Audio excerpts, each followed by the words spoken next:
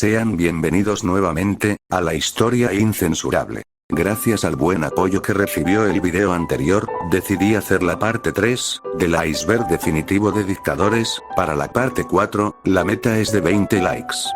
Así que sin más preámbulo empezamos con...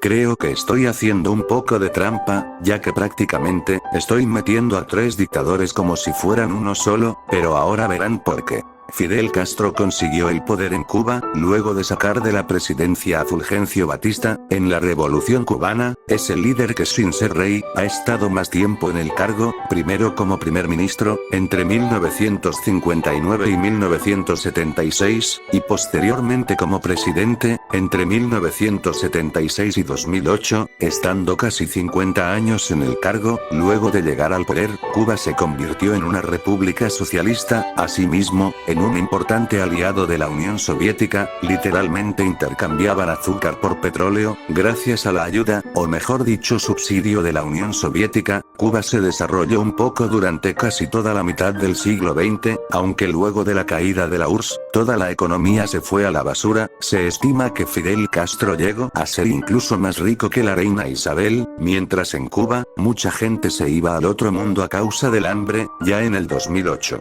debido a su avanzada edad, decidió abandonar el cargo, heredando este a su hermano, Raúl Castro, que estuvo en el poder hasta el año 2018. Actualmente el dictador de Cuba es Miguel Díaz-Canel. Se estima que la dinastía dictatorial cubana, se ha llevado consigo la existencia de aproximadamente entre 7.000 a 20.000 personas, que su único delito fue oponerse al gobierno. Espero de todo corazón que este régimen caiga pronto, ya que Cuba es uno de los peores lugares para vivir en Latinoamérica.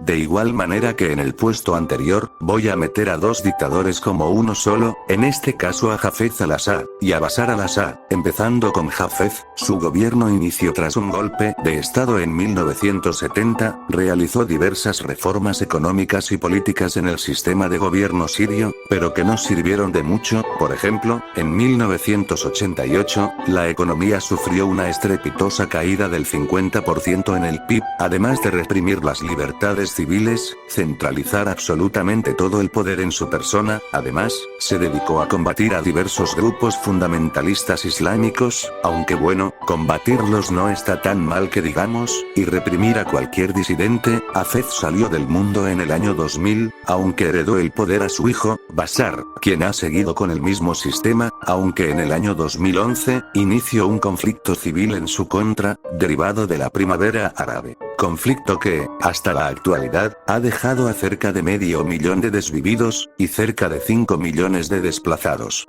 Lo que es una enorme catástrofe humanitaria. Hoy en día Siria es un estado fallido, ya que, el gobierno de Bashar, solo controla algunas zonas del país, pero otras zonas son controladas por su disidencia. Hoy en día se espera que Bashar continúe en el poder cuando menos hasta el año 2028, si es que no se va del mundo antes o renuncia. Aunque algo bueno de Siria, es que es de los pocos países del mundo árabe, donde su gobierno no persigue a los cristianos, que es la religión más perseguida del mundo. Dado que, no puedo mencionar el nombre de este grupo, porque si no YouTube se pone a llorar, usaré la traducción de esta palabra del darí, que es el idioma de Afganistán, al español, y esa palabra traducida es estudiante. Bien, el grupo de estudiantes ha tenido 2 etapas en el poder, una entre 1996 y 2001, y otra entre 2021 hasta la actualidad.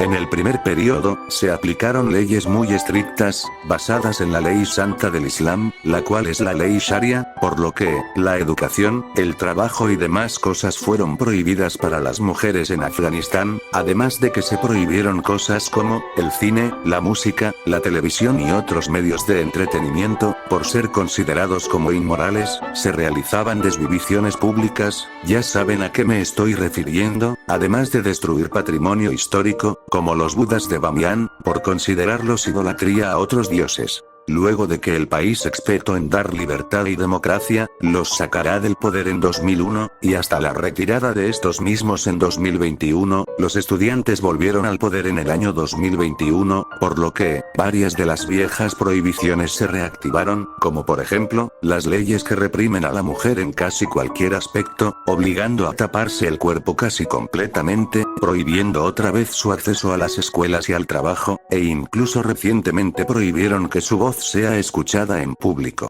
El régimen estudiantil no parece tener un fin próximo, pero espero y lo tenga pronto, ya que Afganistán no puede encontrar la paz desde hace ya más de 45 años.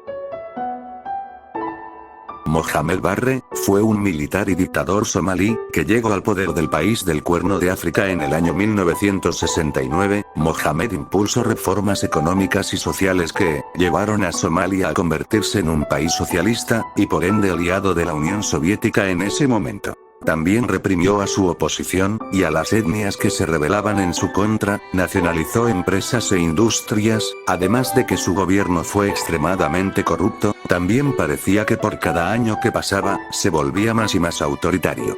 En 1977 inició un conflicto armado con Etiopía, esto con la intención de recuperar la zona de Ogaden, que es una zona de Etiopía, donde, históricamente han habitado pueblos y etnias de origen somalí, pero que al final en 1978 resultó en una humillante derrota, que no hizo nada más que debilitar la ya de por sí débil economía somalí. Para el año 1991, fue derrocado en un golpe de estado, que a posteriori, generó un conflicto civil en Somalia, que continúa hasta el día de hoy, siendo actualmente Somalia, lo más similar a un estado anárquico, ya que diversas facciones controlan el país, por lo que el gobierno central solo tiene un control limitado de la capital del país, Mogadiscio.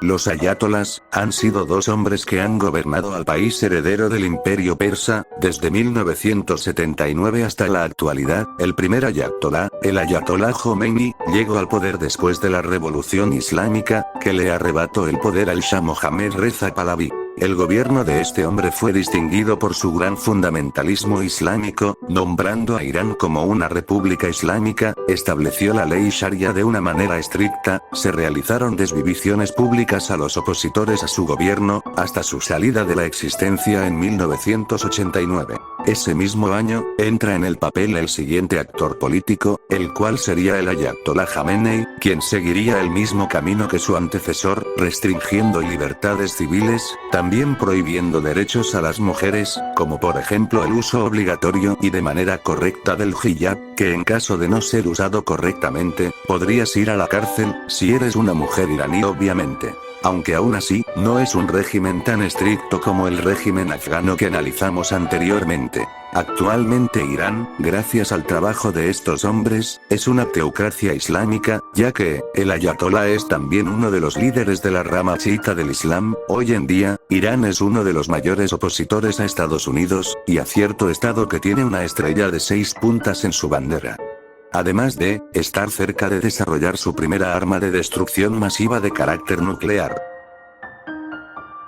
Yahya Jammeh, fue un militar y dictador del pequeño país de Gambia, entre 1994 y 2017, como ya es típico, entró al poder por un golpe de estado. Su gobierno fue declarado legal, entre comillas, en 1996, después de ser nombrado presidente constitucional de Gambia, volviendo a ser electo en los años 2001, 2006 y 2011, fue acusado de diversas acciones contra los derechos de prensa, expresión, y por estar en contra de la comunidad del arco iris, le diré así porque si no YouTube me censura. También su rostro aparecía en todos los billetes del país. Declaró al país una república islámica en el año 2015, esto derivado de su enorme fundamentalismo hacia esta religión. De igual manera, también realizó una caza de brujas, si así como se escucha, en pleno siglo XXI.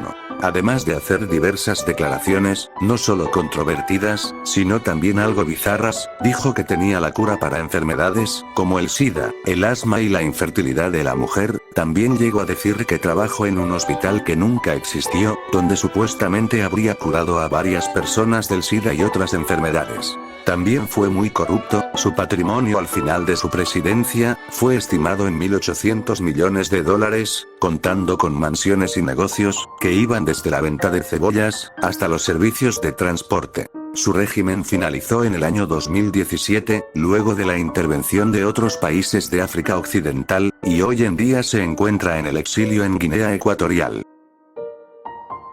Hugo Banzer, fue un político y militar boliviano, que fue uno de los dictadores del Plan Cóndor, que fue un plan de Estados Unidos, para evitar el establecimiento de regímenes de corte socialista en Sudamérica. Banzer gobernó en dos etapas, una como dictador militar entre 1971 y 1978, y otra elegido democráticamente entre 1997 y 2001.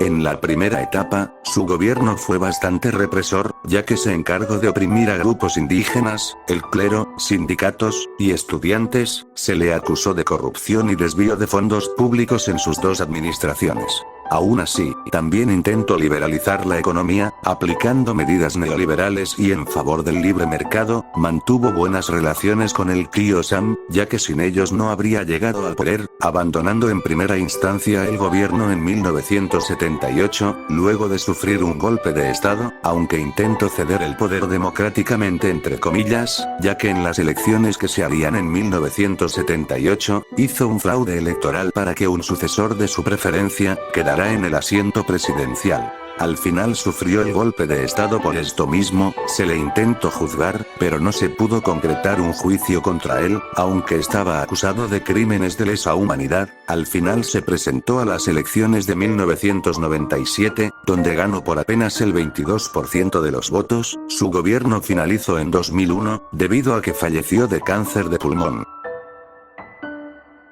Julio Argentino Roca, fue un militar y dictador argentino, que gobernó el país austral en dos periodos.